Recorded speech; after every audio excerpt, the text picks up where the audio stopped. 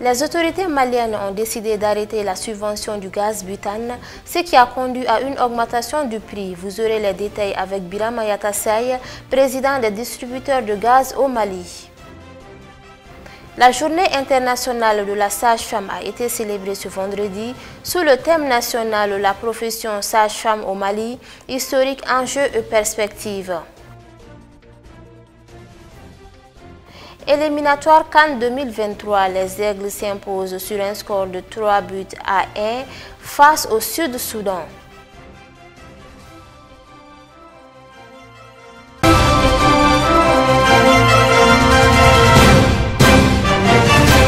Merci de nous rester fidèles. Mesdames et messieurs, bonsoir et bienvenue.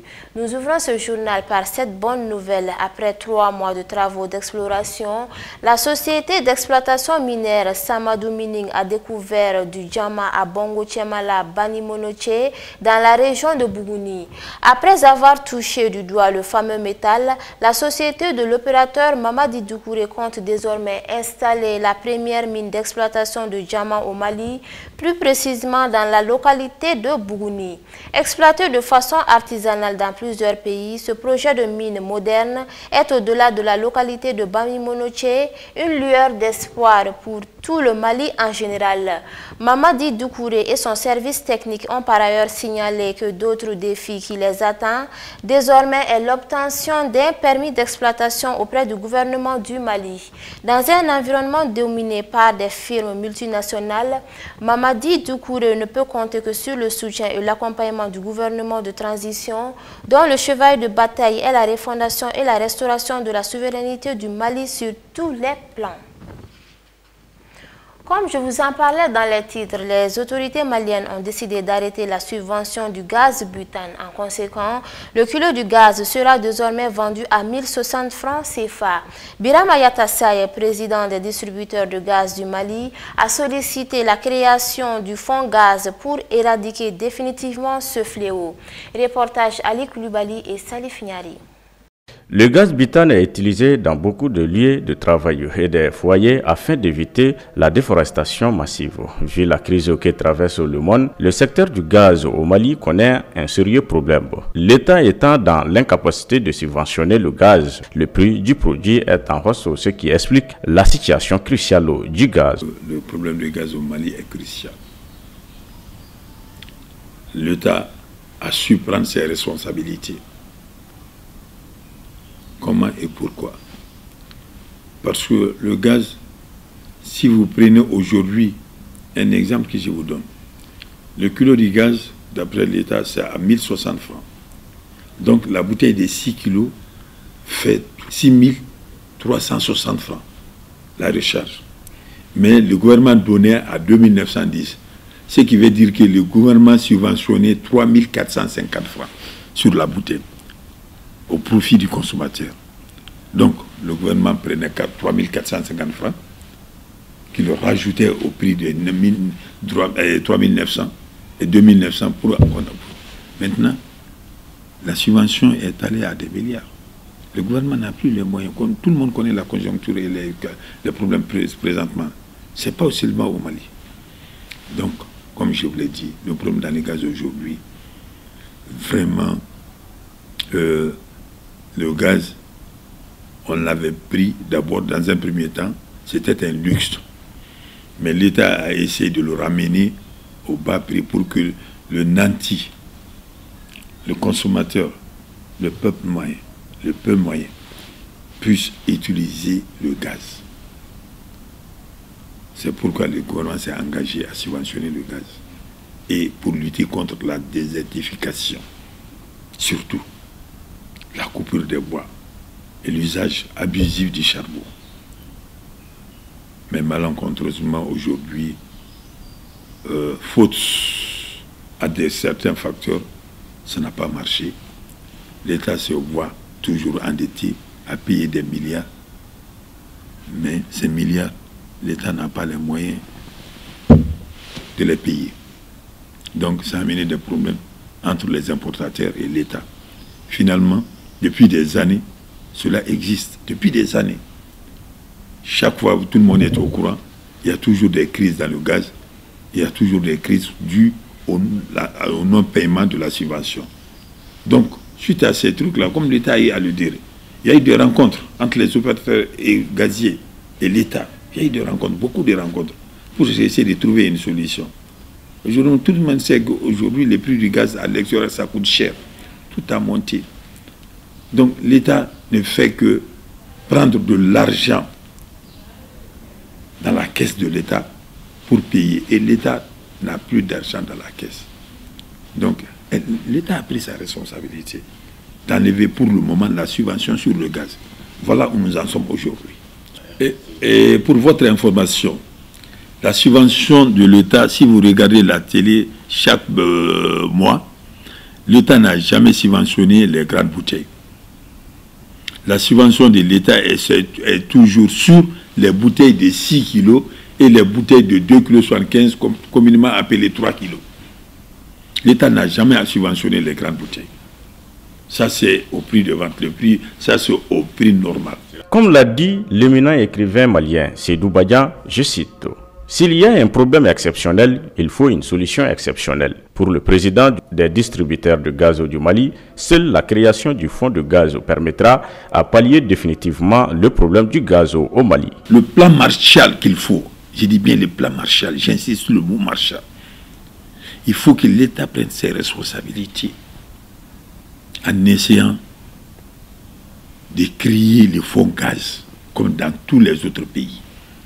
Vous savez, sans fonds gaz, l'État ne peut pas subventionner le gaz. Parce que le fonds gaz, c'est quoi? C'est un fonds qui est constitué à partir de retenues sur certains produits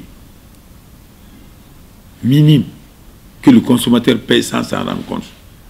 L'exemple que je vous donne aujourd'hui, l'éclairage public est payé par le consommateur. Est-ce qu'on s'en rend compte? Non. Ça a été, ce fonds a été créé. Donc chaque mois, ou bien chaque achat de crédit d'électricité, le consommateur, il paye. Parce que vous voyez sur les factures, regardez sur les factures, vous verrez l'éclairage public, le prix. Donc il faut obligatoirement qu'il y ait création d'un fonds gaz. Parce que l'État ne peut pas continuer, compte tenu des problèmes, à prendre de l'argent dans le fonds de l'État pour subventionner le gaz. L'État n'a plus ses moyens. Peut-être que ça pourra aller dans l'avenir. Comme on parle de gaz au Mali, on parle de sous-sol qui est en train de découverte de sous-sol par-ci, par-là. Donc avec ça, mais messieurs, si je vous dis que là où nous sommes aujourd'hui, pour que le gaz puisse être consommé au Mali, il faut obligatoirement constituer le fonds gaz. Les autorités de la transition sont sur pied d'œuvre pour trouver des solutions à tous les problèmes qui ont tant martyrisé le peuple malien. C'est pourquoi Birama Yatasei invite la population à la patience. Vraiment, je conseille à la population de prendre notre mal en patience. Parce que ce qui est sûr, présentement, nos dirigeants, ils sont prêts à tout faire pour que la population soit à l'aise. Ça, je suis sûr de cela. Mais faute de moyens, ils n'arrivent pas. C'est pourquoi ils ont même décidé d'enlever la subvention sur le gaz. Encore une fois, je demande à la population d'être compréhensive. Les temps sont durs, certes. Les temps sont durs. Mais vous me permettrez de dire que le Dieu même nous a fait comprendre que il n'y a de la... C'est-à-dire que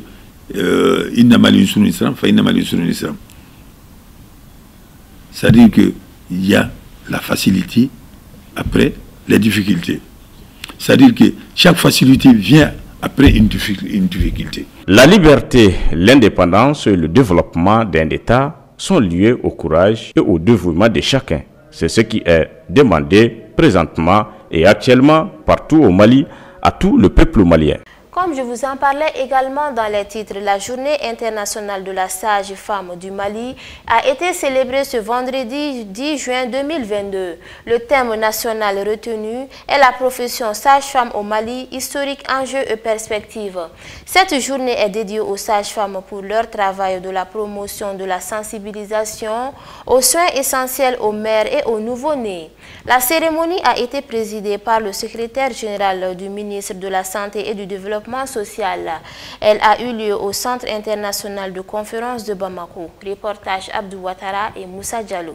La journée internationale de la sage-femme, qui est célébrée le 5 mai de chaque année, donne l'occasion de rendre hommage aux sages-femmes pour leur travail et de promouvoir la sensibilisation aux soins essentiels qu'elles offrent aux mères et aux nouveau-nés. En raison de l'agenda, le Mali a célébré cette journée dédiée aux sages-femmes ce vendredi 10 juin 2022. En exerçant notre métier dans le respect strict des principes qui les régissent, car grâce à l'appui des autorités compétentes et des partenaires techniques et financiers, un nombre important de sages-femmes aujourd'hui de notre organisation sont dotées de capacités techniques et requises pour fournir des services liés à la grossesse. Cela fait de nous les professionnels de la santé par excellence pour soutenir les femmes pendant tout le continuum des soins de maternité. Au cours de la semaine, l'association des sages-femmes fera des activités de sensibilisation et de formation pour la meilleure exécution de la profession. Ainsi, les sages-femmes expérimentées ont sillonné presque toutes les régions du Mali pour former et accompagner les nouvelles sages-femmes. Le secrétaire général du ministère de la Santé et du Développement social a félicité les sages-femmes qui sont toujours sur pied pour offrir des soins et des suivis néonatals, infantiles et maternels. C'est un réel plaisir et un agréable devoir pour moi d'être avec vous ce jour vendredi saint pour commémorer la journée internationale des sages-femmes, une journée dédiée à la pratique de la profession de sage-femme. En effet, elle constitue un des maillons incontournables, non seulement dans la mise en œuvre des dispositifs de notre politique nationale de santé, mais également pour l'atteinte des objectifs de développement durable à l'horizon 2030. Notamment, l'objectif stratégique numéro 1 du programme de développement sanitaire et social, qui est la réduction de la morbidité et de la mortalité maternelle, néonatale, infantile et infanto-juvénile. Nous avons atteint une amélioration de ces indicateurs, bien que les cibles n'aient pas été atteintes. Je puis vous assurer que vous avez contribué grandement à l'amélioration de ces indicateurs de mortalité. Comme l'a dit Madame la Présidente de l'association, la sage-femme est le professionnel de la santé qui fait partie des premiers recours pour la femme et le nouveau-né en ville, en campagne ou dans les coins les plus reculés de notre pays. Elle est là quotidiennement et inlassablement. Elle est le symbole de la première lueur de vie, à l'image de la femme considérée comme la mère de l'humanité. Elle exerce un métier noble et respecté. Soyez fiers de vous.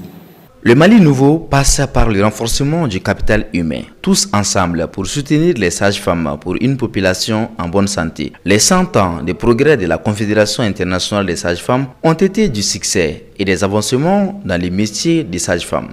Sur tout un autre plan, dans le cadre de la 23e édition de la quinzaine de l'environnement Bougouni 2022, le Fonds Climat Mali a initié un atelier d'échange et d'information au gouvernorat de Bougouni le mercredi 8 juin 2022. C'était sous la présidence du colonel Kieba Sangaré, gouverneur de la région de Bougouni. Et c'est Touré pour le reportage. Cet atelier avait pour objectif principal d'informer et sensibiliser les acteurs sur les différentes réalisations et les perspectives du Fonds Climat Mali, selon sa coordonnatrice. Alors, nous avons voulu cet atelier d'abord dans le cadre de la 23e édition de la quinzaine de l'environnement, dont l'ouverture a été faite à Bougouni sous la présidence du Premier ministre accompagné de 3 membres du gouvernement. Ceci étant, nous savons que Bougouni a des problématiques environnementales importantes, mais aussi que Bougouni regorge d'importantes réserves qui, si on ne prend pas soin, risque de devenir comme les autres régions en termes de dégradation de l'environnement et d'effets néfastes des changements climatiques. Donc nous avons choisi également Bougouni eu égard à tout l'effort que le gouvernorat de Bougouni et l'ensemble des acteurs de Bougouni sont en train de fournir pour faire de cette région une région leader aujourd'hui. Donc cet atelier vise à informer les acteurs de Bougouni, à savoir les services techniques, les organisations de la société civile, sur l'existence déjà du Fonds Climat Mali, ses interventions et comment est-ce qu'il faut s'y prendre pour accéder au financement du Fonds Climat. Le gouverneur de Bougouni s'est réjoui d'avoir présidé cet atelier tout en souhaitant une chaleureuse bienvenue aux délégations venues de Bamako et d'ailleurs. C'est pour moi un plaisir de présider ce matin la cérémonie d'ouverture des travaux de l'atelier d'échange et d'information sur le Fonds Climat Mali. Permettez-moi de joindre ma voix à celle de Monsieur le maire pour souhaiter la chaleureuse bienvenue à tous les participants ici présents et un agréable séjour à nos hôtes venus de Bamako, Kolondiaba et Yamfolila. Je voudrais ensuite exprimer tout le plaisir et l'honneur pour notre région d'accueillir cette importante rencontre qui vise à faire connaître le Fonds Climat Mali à travers ses interventions dans les régions du Mali et de vulgariser davantage les procédures d'accès au financement du dit fonds. Quant aux participants, ils se sont dit heureux de prendre part aux travaux de l'atelier. Ils ont également remercié les organisateurs pour la tenue de l'atelier. J'avoue que c'est un sentiment de satisfaction qui m'anime parce que l'existence de ce fonds est une opportunité pour les services techniques, les ONG et les autres structures de la société civile. Ce fonds qui permettra d'atténuer les effets néfastes du changement climatique au niveau des communautés à la base. C'est une opportunité qui nous permettra de monter des projets afin de les aider à soulager leurs souffrances. J'avoue que la méthodologie elle a été très bonne, et il y a eu une très bonne animation. Nous félicitons l'équipe du Fonds Climat. Les impressions sont très bonnes. Je suis vraiment ému par l'éminence des présentations. Et je pensais que cette rencontre, si elle n'avait pas lieu, il fallait la tenir et réunir les acteurs du changement climatique et les orienter par rapport aux critères d'éligibilité au Fonds Climat. Je pense que c'est une très bonne initiative. Ça permet maintenant aux postulants d'être en règle par rapport aux procédures demandées par la structure. Moi, je pense que vraiment c'est une initiative à saluer. À noter que cet atelier d'échange et d'information a réuni une 60aine de participants venant des services techniques de l'État, des collectivités territoriales, des organisations de la société civile et des organisations non gouvernementales.